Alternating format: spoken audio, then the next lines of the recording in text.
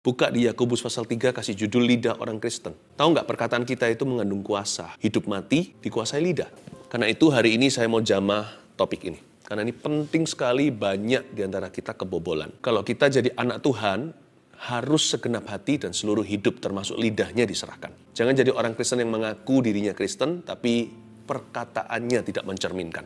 Lidah itu berkuasa. Kita itu jangan sok-sokan ingin guruin orang lain. Yang penting kita itu belajar untuk true atau belajar untuk tulus dengan perkataan sendiri. Ucapkan kata-kata yang benar. Sebelum kita ngurusi urusan orang lain, urusi tubuhmu, urusi badannya sendiri. Lidah itu susah dikekang. Ayat ini mengajarkan tanggung jawab. Bahwa sebelum kita mencoba mengubah orang lain, minta Tuhan mengubah kita. Dan salah satu area tubuh yang paling susah untuk diubah, jikalau bukan yang paling sulit tentunya, adalah lidah. Pasti kita pernah terpelecok dalam kata-kata yang kita sesali nanti. Atau kita ceroboh, kurang bijaksana. Atau pemilihan kata kita kurang sempurna. Namanya manusia. Ayat ini menggarisbawahi kepada kita bahwa kita harus hati-hati gunakan mulut.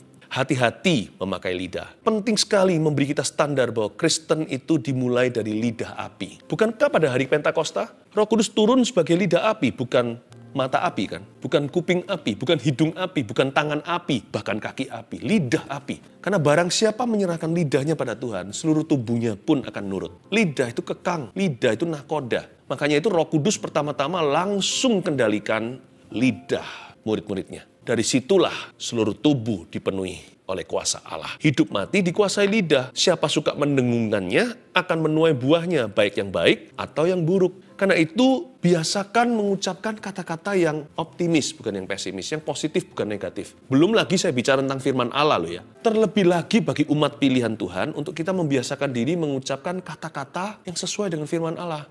Ucapkan firman Tuhan. Ada kuasa dalam pengakuan iman. Ada kuasa dalam perkataan. Apalagi perkataan orang-orang yang percaya kepada Tuhan Yesus. Kita sebagai anak raja ini kata-kata kita penuh dengan kuasa. Jangan isi mulut dengan keluhan melulu. Belajar mengisinya dengan pujian. Sebab lidah kita itu bukan hanya kekang, harus direm. Lidah kita itu juga api selain nahkoda. Dia bisa menyalakan seluruh tubuh. Dia bisa mengubah nasib. Dia bisa seperti api kecil membakar seluruh hutan. Bisa hangus total hutan yang jutaan hektar bahkan. Pendeta sempurna kali kata-katanya. Enggak, kita semua pasti pernah bersalah dalam kata-kata. Termasuk saya.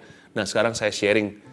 Saya berikan kesaksian bagaimana saya menanggulanginya kalau saya salah ngomong sesuatu. Itulah gunanya I'm sorry atau saya minta maaf kepadamu. Tuhan itu tidak mengizinkan kita terus tegar tengkuk, terus pengku sampai ronde 7. Sampai kita melewati marker pengampunan sehingga kutuk terjadi. Tenanglah. Tuhan itu baik. Perkataan yang baik diresponi Tuhan langsung. Perkataan yang kurang baik dari mulut kita. Asal kita ada hati untuk berbalik pada Tuhan. Seringkali Tuhan tunda sampai meresponinya. Saya kalau mengucapkan suatu kata-kata yang saya tiba-tiba sadar, tiba-tiba tertemplak oleh Roh Kudus, atau nyala alarm rohaninya, waduh ini bisa ditangkap mentah-mentah sama setan. Entah kalimat yang mungkin sifatnya mengikat. Dan waktu kita mengatakan, kalau begini terus, papa bisa mati muda.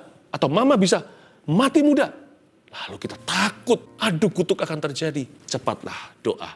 Untungnya ada kasih menutupi banyak kesalahan. Belum terlambat untuk ngomong sama anaknya. Sorry, papa ngomongnya gegabah. Doakan ya. Dengan rendah hati dan banyak kasih. Lebih banyak lagi kesalahan itu ditutupi. Lidah itu penuh kuasa bukan untuk menghancurkan. Untuk membangun juga kuasa lidah. Kalau lidah kita mulai hari ini diserahkan pada Tuhan. Betul-betul jadi lidah anak Tuhan.